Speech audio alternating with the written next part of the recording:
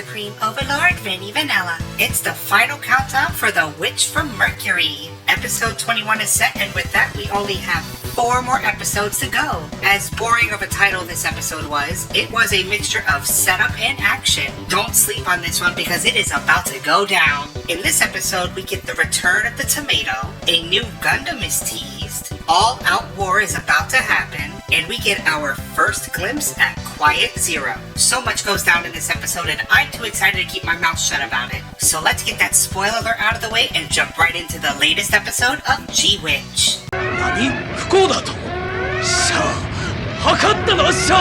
Right off the bat, we open up with a little teaser. Gustan and Belmeria are on a transport, and Gustan mentions to take it to the Benneret Group's head office. He has an idea for a pilot, and this is all we get from the tease. Don't worry, we'll get our answer during this episode. But what exactly could it be? Could it be a mobile suit? A Gundam, perhaps? Just wait for it. We then catch up with the situation at school, and boy oh boy is it rough. When Nerea said that she was going to make it disappear, she meant it. The sky projector thing's all out of whack, the monorail is destroyed, the school is an overall mess, and the students are now forced to live like refugees. But one person is not letting the gloom and doom of the scene bring her down. Suletta shows up handing out blankets to people. Cecilia confronts Suletta and asks why is she doing this. She gives the simple answer of because she can move around. Even Cecilia has noticed a change in Suletta. She's gone from bumbling, stuttering idiot to a woman of confidence. Don't worry, I'm sure as soon as Miorine shows up, she'll start her mousy behavior all over again. It is nice though to see Suletta have a moment of self-confidence considering all that she's gone through in the past few episodes. I guess the tough love method did work out? Also, a side note, a lot of the stuff that happened in the last episode gets a little faked out from this episode. What do I mean? Well, for starters, Petra, who was crushed by a building, is still miraculously alive, though on life support and in critical condition. Felsi is not only worried for her, but also worried that Lauda has disappeared. Gwell says that he'll try his best to contact him, but after what Lauda learned about Gwell's involvement with the death of Vim, there's no way he's going to listen to reason. Then, during a briefing, Kananji shows Rajan the schematics of the recovered Thorn. It was shot in reverse, but I fixed it so you could pause here and read some of it. It's just some basic information on the Thorn, but personally, I like these little details. Kananji confirms this is the same Gundam as before, but there was nothing that could identify the pilot. What about the pilot? Nothing left, sir. A pile of hamburger. Rajan blames themselves for not noticing Shadiq's movement sooner, and now with the fear of the Space Assembly League looming over them, it's getting spooky for the Benneret Group. Speaking of stuff going on in the background, it looks like Miorine has become the next president of the Benneret Group, but this isn't some celebratory occasion. Miorine is going through it more than ever. She continues to blame herself for not only the attack on Quinn Harbor, but also the attack on the school. Gwell tries to calm her down, but she is broken. Seeing Miorine humbled is a nice sight. Yes, I'll say humbled because at the beginning of the series, she was a spoiled little brat. But now that she's gone through some hardships, it has really challenged her. However, I'm still not a big fan of Miorine. Now before we check back with the students, we have to acknowledge today's sponsor. Are you tired of eating the same food rations after your school was demolished by terrorists? Hi, Billy Mays here with Selecta's Tomatoes. Okay, it's not a real sponsorship, but the tomatoes make their triumphant return to the series. I still can't get over how disgusting they look, but I'm sure the hardliner G-Witch fans will praise the detail of the tomato. But then again, I don't like tomatoes. I have a bias. Also, if you're wondering, hey, wasn't the greenhouse destroyed in the last episode? Well, turns out Suletta had a bunch of tomatoes stashed away underneath the destroyed greenhouse. Another fake out, but hey, this helps the Earth House to rebuild their slandered reputation. So I'm okay with it. Just then, Martin pulls Nika aside to finally have that long-awaited talk.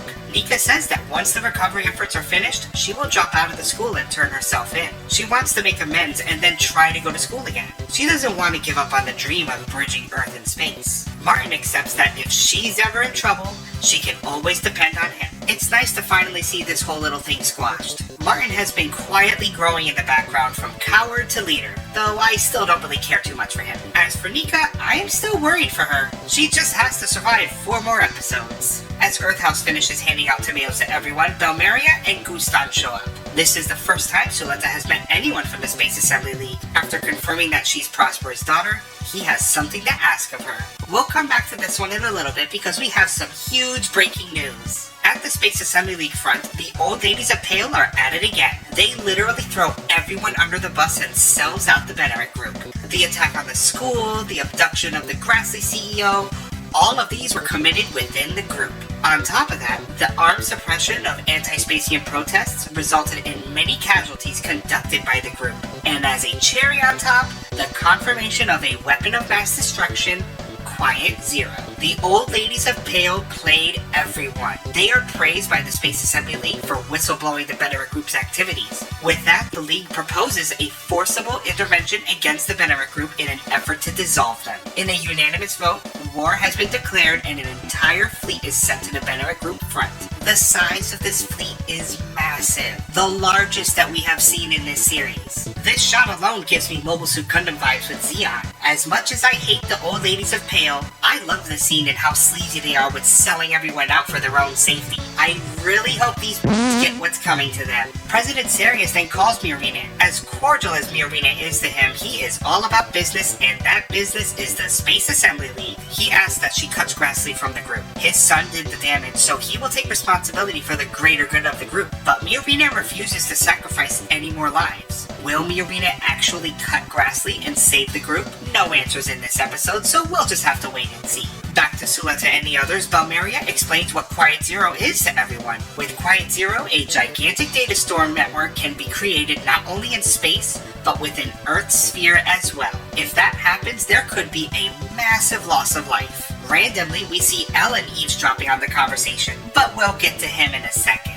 Gustan says they must stop Prospera before the battle between the League and Venerant happens. So he asks for her help to reason with Prospera to stop this from happening. Suletta admits that there's no way she could reason with her because she is not her real daughter. Some think that it was because of adoption, but we all know the truth, and soon everyone else will. Belmeria tries to stop her, but Suletta is ready to tell the truth about her mother, and the Ariel. To Prospera, there's only one daughter, the Ariel, or rather Eric.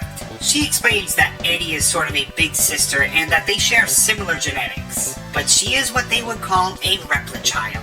After an explanation of Prospera and Eddie's past, which I won't go into detail because we already have been through this, she says that her mother is trying to create a place where Eddie can live freely. Despite her being tossed aside by her mother, she still loves her, because without her, she wouldn't have met everyone at Earth House. But she also accepts that Eddie is the most precious thing to Prospera, not her. And it is with this reason why I am hoping for the Ariel and Prospera to meet a bloody demise. Normally, I root for the villain in Gundam series, but something about Prospera has rubbed me the wrong way to the point where I'm actually rooting for the good guys. So Suletta thinks that she won't be of much use to Gustan when it comes to reasoning with Prospera. So Gustan has another idea. Get ready, comrades, because here's a small payoff of that little tease that they threw at us at the beginning of the episode. He asked Suletta if she would consider another option if reasoning isn't viable. During the Vanadis incident, the Assembly League confiscated a mobile suit.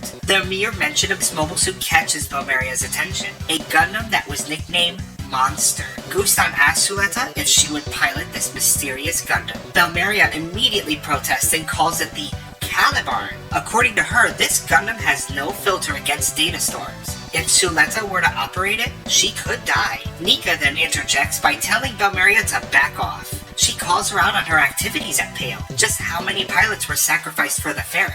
Belmeria breaks down in tears of shame. She has survivor's guilt, and since then her knowledge was used to practices that did not follow her own ideals. But her cries fall on deaf ears, especially to Nika. Oh, shut up, Nika. You'd think that she would have a little more compassion for someone who was used for her talents. You know, because she too was being used by Shadiq. Suletta realizes that she has never been under the Gundam's curse, that being the data storm. Annie took the brunt of the data storm, though with no body it's doubtful Annie ever felt any pain from it. Suletta then says that she wants to talk to Annie and Prospera one more time, so she agrees to pilot the Caliban. Another Gundam shows up with 4 episodes to go? Oh come on, we need more build-up than this! A lot of Gundam fans have been praising this as a reference to the Shakespearean play The Tempest, which has been said since the first episode. Me? I'm a Gundam nerd, not a Shakespearean nerd, so I have no idea what any of this means. What I do know is that the Caliban, or Caliburn, or Caliban, whatever it's called, We only have 4 episodes to see what this thing can do. It'll be interesting to see how Suletta pilots a mobile suit that won't do the work for her. This will be a true test to see where Suletta will rank among Gundam protagonists. Meanwhile, in an undisclosed location, we see the Ariel being hooked up to, you guessed it, Quiet Zero. The approaching fleet has no idea what's in store for them. They get a reading of unknown permit codes. Whatever the reading is, it is massive. Turns out it's a gigantic sideways Star Destroyer with spooky organ music.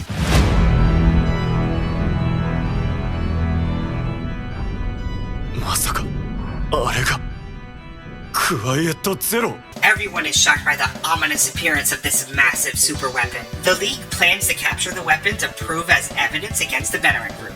The Ariel then activates what I would presume are those Gun-Node Gunbit mobile suits. So many of them ready to defend Quiet Zero. The fleet answers back by sending their own Grunt mobile suits, the Cargorde. I love the design on these guys. Very bulky, kind of reminds me of a Gustav Karl. The Cargordes immediately engaged with the Gun-Nodes, and we have ourselves a huge space battle. The first in the series with opposing factions. But as to be expected, this fight is one-sided. The League's mobile suits are no match for mass-produced Gundams. The Gun-Nodes are very versatile. Some were able to fire long range, while others have shorter but more rapid-fire beam shots. Just look what happens to this poor guy. The Ariel then calls for the Gun-Nodes to begin creating a data storm space. The red glow of Quiet Zero turns blue and the drones connect with one another to create a huge data storm. The League's fleet and mobile suits are trapped inside and all of their instruments and controls become unresponsive. They are easy pickings for the Gun-Nodes as one by one the mobile suits are destroyed along with the ships.